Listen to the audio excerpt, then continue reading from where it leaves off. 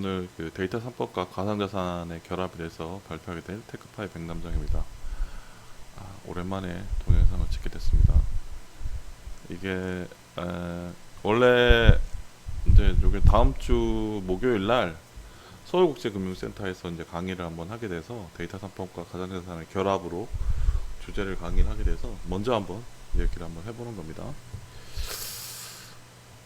거기서는 이제 비블록 최고 책임자로 제가 얘기를 할 거고요. 이제 제가 암호화폐 거래소의 이제 AML 책임자로 있습니다. 그래서 그런 내용들 위주로 말씀을 드리겠습니다. 오늘은 테크파이로 얘기를 하고요.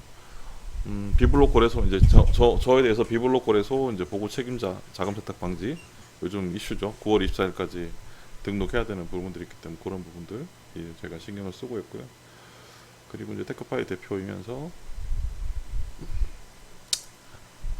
AML 뭐 블록체인 관련 강의도 했고 의료 인공지능 강의도 했습니다. 그리고 뭐 이거 말고도 한국 의료 데이터 협회의 이제 상임이사, 한국 블록체인 협회 상임이사로 있습니다. 그리고 최근 이제 디지털 리더시 시대의 데이터 3법 오늘 이제 발표하게 될 책에 대해서 메인 저널했고요. 그리고 이제 블록체인 자금 세탁 방지, 핀테크 개인정보 있고 여기에 없지만 최근에 이제 어린이 주식 투자에 관한 이제 초등학교부터 시작한 주식 투자 책을 썼습니다. 데이터 3법과 가상자산의 결합에 대해서 말씀드리겠습니다. 먼저 목차는 이제 크게 두 가지로 결합을 했습니다. 데이터 3법이 뭐고 그리고 데이터 3법과 가상자산을 어떻게 결합을 해야 되느냐 얘기하도록 하겠습니다. 데이터 3법은 뭐냐? 뒤에 있는 분들이 이제 데이터 3법에 대해서 많이 얘기를 할 거니까 저는 짧게 데이터 3법 얘기를 하겠습니다. 데이터 3법이라는 거는 어느 날 갑자기 나온 건 아닙니다. 최근에 2017년도에 이제 스타벅스가 남미 갈라시아 은행이랑 결합을 해서 이런 은행들을 만들었고요. 그리고 뭐 중국의 알리바바와 페이스북의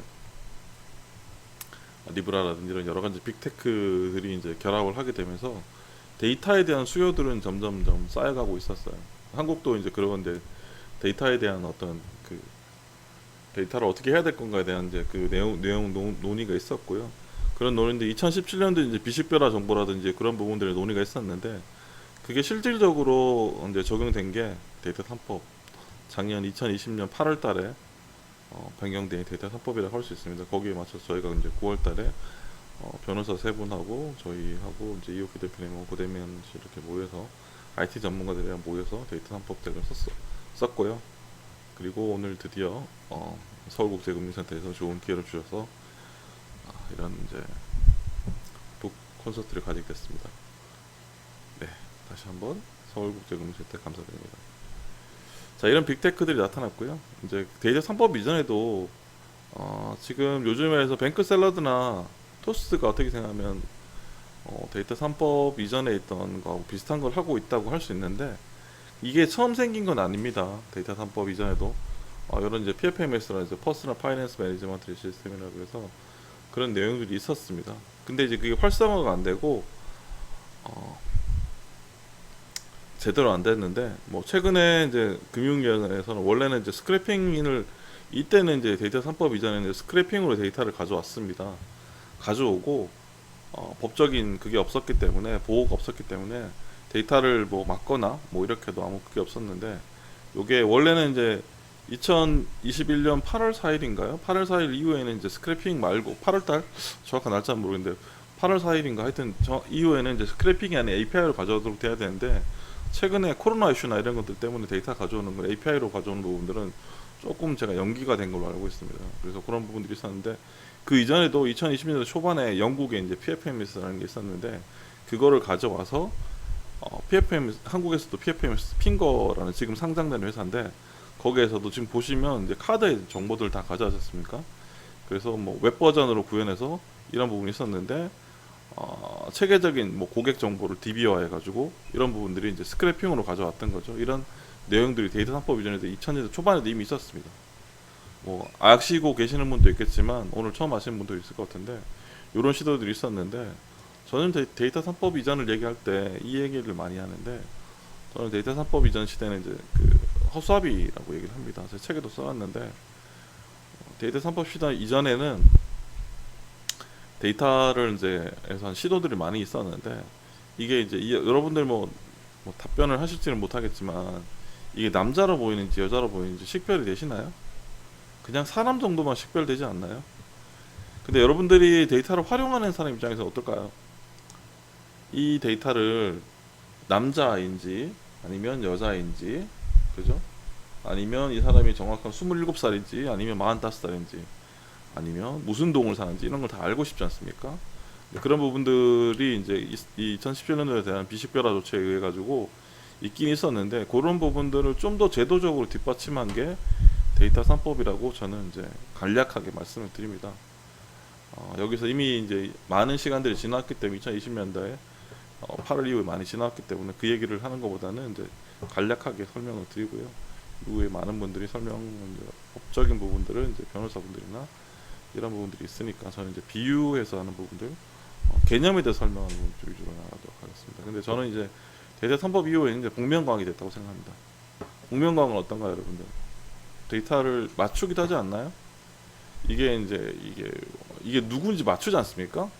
데이터를 어떻게 생각하면, 근데 이게 데이터를 주는 사람 입장에서는 이게 이렇게 되면 안 되죠.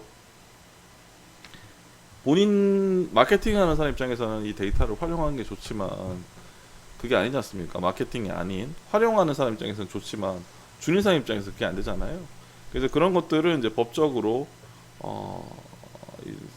법이나 이런 데서 이제 정의를 한 거죠. 어떻게 하면 될지, 데이터 결합 기관이라든지 그런 부분들을 이제 정의를 해놓은 거죠. 그래서 정의를 내는 것들이 이제 크게 이제 세 가지라고 할 수 있는데, 개인정보, 가명정보, 익명정보로 나눠서 그런 부분들을 했고요. 여기서 이제 우리가 가장 원하는 거는 이제 개인정보로 할 수 있는데, 이제 이런 것들이 아닌 가명정보라든지 이런 부분들이 이제 사용자들이 활용을 할 수 있게 된 거죠. 이런 부분들이 이제 금융 데이터나 이런 모든 영역들이 나타나고 있죠. 이런 것들을 이용해서 하고 있는 서비스는 이미 여러분들 일상에 이미 있지 않습니까? 그죠? 뱅크샐러드나 토스나 이런 것들 이미 하고 있습니다. 하고 있는 건데 이거를 이제 더 법적으로 이제 문제가 없도록 데이터의 어떤 고객 데이터 스크래핑이나 이런 부분들 API를 할 이제 거부할 수 없도록 이제 만든 거죠. 근데 이제 데이터 3법에서도 가명정보, 익명정보에서도 잘못된 사례들이 있을 수 있는데 그게 어떤 거냐? 어떤 거는 이제 이게 이제 보시면 원본 정보가 있는데 여기서는 국회의원으로 되어 있는데 직업이, 근데 일반적으로 직업은 회사원이나 이런 이제 식별이 불가능한 직업들은 상관이 없는데 국회의원 같은 경우에는 좀 특수한 경우죠. 그죠? 요게 이제 창원시에 있는 국회의원이 몇 명 있을까요? 몇 명 없죠. 그래서 이런 것들은 빠져야 되는 거죠. 이런 식으로 이제 저 데이터를 구성을 하면 안 되는 거고요. 이런 부분들이 있고요. 그리고 이제 오픈 플랫폼이라는 게 있는데 원래는 데이터 3법도 가명 정보도 이런 부분들도 있고, 궁극적으로는 이게 어떻게 돼야 되나? 오픈 플랫폼, 여러분들 요즘 뭐 KB 은행에 오픈 뱅킹이나 이런 거 보실 텐데 이런 것들이 이제 실시간으로 지금 데이터가 오고 있지 않습니까? 그래서 궁극적으로 데이터 3법이나 데이터들은 이제 이렇게 이제 실시간으로 와야 되는데 지금 현재 이렇게 되고 있지는 못하겠지만 장기적으로 이렇게 돼야 된다. 오픈 플랫폼 형태로 데이터도 데이터 3법에서 제공하는 정보들도 돼야 된다고 저는 생각합니다. 그리고 원스톱 거래소를 통해 가지고 알리바바의 마윈이 얘기했던 4차 산업혁명 시대의 어떤 원유라고 할 수 있는 데이터들이 거래가 될 수 있도록 하고 있죠. 거래소들은 많이 있습니다. 이미 데이터 거래소 말고도 전력 거래소라든지 이미 많이 있는데 데이터만 이제 그런 거래소들이 없었는데 이제 본격적으로 하게 된 거죠. 그래서 지금 현재는 이제 거래소가 한 3군데 금융보안에서 이미 하고 있고, 금융보안 외에도 이제 거래소 자체는 가장 먼저 생긴 거는 거기입니다. 2020년 2019년 12월 달에 이제 매일경제하고 같이 이제 컨소시엄 만들었던 데이터 거래소가 또 있습니다. 이제 금융 분야 데이터 거래소 이제 두 번째로 생긴 거래소고요. 그런 부분들 거래소를 통해 가지고 이제 데이터를 주고받을 수 있도록 됐습니다. 그래서 건수들도 이미 많이 있고요. 그래서 이런 데이터들은 그냥 할 수 있는 건 아니고 뭐 공시나 이런 부분들 통해 가지고 확인을 할 수 있도록 되어 있습니다. 결합 신청이라든지 결합키로 대체하고 있는 부분. 아까 식별이 됐다고 했지 않습니까? 그게 좋은 게 아니잖아요. 그죠? 그런 부분들이 있고 보호 조치를 해서 결합돼야 되고 이제 현재는 이제 이런 부분들을 이제 실시간으로 하는 데도 있는데 실시간보다는 이제 아직까지는 이제 오픈 플랫폼처럼 되지는 못했고 엑셀이나 이런 형태로 많이 주고받고 있는 형태라고 할 수 있습니다. 지금 현재 회원 수가 2019년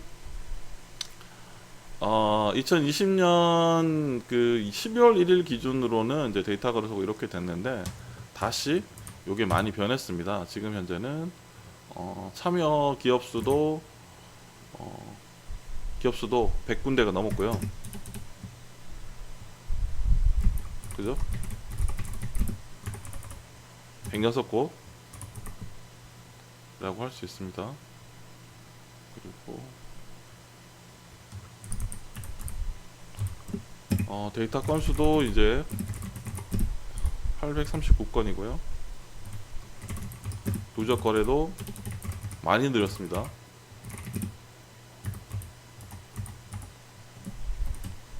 요거는 2021년 7월 기준이죠.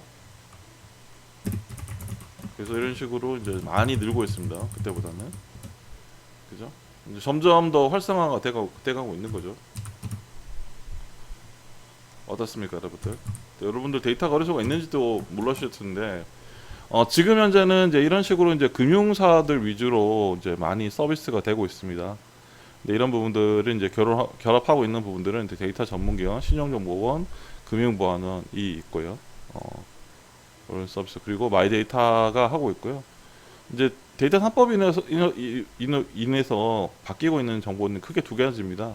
개인에게는 마이데이터라는 부분하고 기업들한테는 이제 데이터 거래소를 통해서 데이터가 주 사고 팔 수 있다는 이제 됐다는 거 하고 그 두 가지가 가장 큰 거라고 할 수 있습니다. 여기까지가 뭐 데이터 3법에 대해서 간략하게 말씀을 드린 거고요. 데이터 3법이 다가 아니지 않습니까? 데이터 3법이 그러면 이제 가상자산하고는 어떻게 영향을 미치는지 설명해 드리도록 하겠습니다. 이미 여러분들이 실제로 금융기관들이 이미 많은 영역에서 데이터 3법이 이제 가상자산하고 많이 결합을 되고 있습니다. 한국에서는 국민은행에 커스터디 진출하는 게 농협이라는 이런 부분들이 있고요.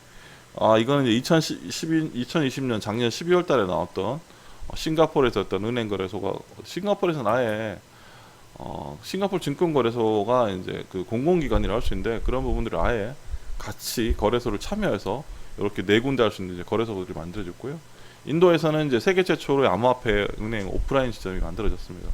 점점 이제 은행 기존 금융권들하고 서비스하고 있는 형태가 점점 더 많아지고 있는 거죠. 한국의 사례에서는 아까 말씀드렸지만 농협이나 이런 부분들 커스터디 진출하고 있고요. 그래서 이런 부분들은 그러면 아까 말씀드린 데이터 합법 어떻게 결합할 거냐. 근데 전 세계적으로 이제 한국에서는 아직 많지는 않지만 비트코인 ATM도 있고요. 15,000개가 있습니다. 미국에 가장 많긴 합니다. 한국에도 있었는데 이런 부분들도 효성이나 이런 쪽에서 계속 제가 진출하고 있는 걸로 알고 있습니다.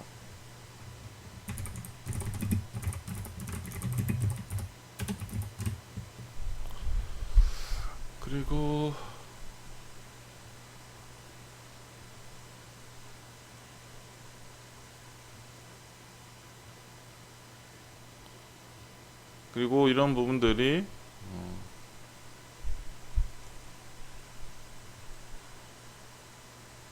그거만 있는 게 아니고요. 좀 더 많은 사례들이 있는데 이게 이제 그리고 이제 블록체인을 이용한 것들 중에서는 금융이랑 시도하고 있는 것은 이제 또 대표적인 이제 해외 송금 회사가 제가 해외 송금 회사에서 두 곳에 있었는데 그 회사들도 지금 블록체인을 활용해서 송금이라든지 이런 부분을 하려고 하는 시도들이 있습니다. 근데 이제 저희 코인원이 이미 하고 있다고 생각하시는데 코인원은 사실 고이전 트랜스퍼는 이제 그거는 아니고요. 어떻게 생각 말씀을 드려야 될까요? 그거는 이제 지금 우리가 흔히 알고 있는 스위프트나 이런 데 있죠. 스위프트나 뭐 그런 거가 마찬가지로 비슷한 서비스가 이제 리플에서 하고 있는 엑스커런트라고 하는 이제 그런 솔루션을 그냥 이용하고 있는 거지. 블록체인 자체 암호화폐를 이용해서 뭐 하고 있거나 뭐 그런 건 아닙니다. 근데 아직까지 이제 규제 샌드박스나 이런 것들 금융에서 하고 있지만 아직까지 최종 결론 안 해서 해외 송금은 아직까지 블록체인하고는 이제 연관되어 있지는 않습니다. 그리고 여기에서 이제 저희가 국내에서는 또 NFT도 활성화가 되고 있죠. 그래서 이런 부분들이 계속 이제 늘고 있고요. 요거는 이제 블록체인 마리킴이라는 이제 한국의 아티스트가 최초로 했던 거죠. 해외에서는 이제 스팀이라든지 이런 여러 이제 700억에 팔리기도 했지만 한국에서는 아직까지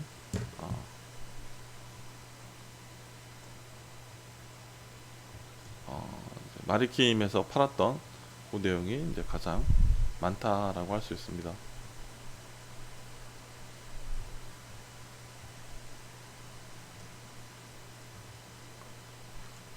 그렇고요. 이제 이런 NFT나 이런 것들이 이제 가장 많이 이제 활성화될 건 이제 메타버스로 되고 있고요.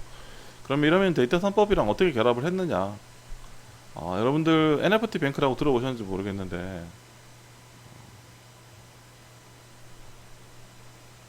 그죠?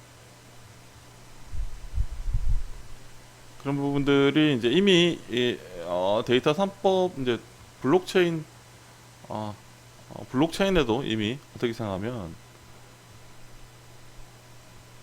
블록체인도 이미 이게 이제 여기서 NFT 뱅크가 주로 얘기할 때 어떻게 잘 설명을 하냐면 이제 NFT에 이제 뱅크 샐러드라는 단어를 쓰거든요. 뱅크 샐러드가 이제 마이 데이터 서비스 이용하지 않습니까? 그래서 이미 이제 데이터 3법을 이용해서 블록체인에서도 이미 데이터 3법과 결합하고 있는 시도들이 있습니다. 그거 말고도 이제 몇 가지가 더 이제 또 있는데 마이 데이터 서비스가 또 이제 이 NFT에도 적용이 돼야 되지만 가상자산 시장에서도 저희도 보시면 이제 세네 군데 이미 쓰고 있지 않습니까? 그럼 어떻게 되나요? 이거 한꺼번에 보고 싶지 않나요? 저도 이제 이런 서비스들을 이제 저도 이거 쓰고 있는 데가 한 세네 군데, 세 군데? 저도 네 군데, 세 군데를 쓰고 있는데 이게 전체적인 금액을 모르겠더라고요. 그래서 이런 부분들도 이제 가상자산 마이데이터 서비스에 이제 필요하고요. 이런 부분들이 뭐 좋은 점도 있지만 이런 디파이나 NFT 이런 것들이 이제 구체적으로 계속 문제가 되고 있기 때문에 FATF에서는 이런 것들도 자금 세탁 방지에 이제 이슈가 있다라고 생각을 하고 있습니다. 그런 부분들도 조금씩 이제 대비하는 자세가 필요하다고 생각합니다. 자, 오늘은 여기까지 하겠습니다. 네, 좋아요, 구독 부탁드리겠습니다. 네, 다음에 또 뵙겠습니다.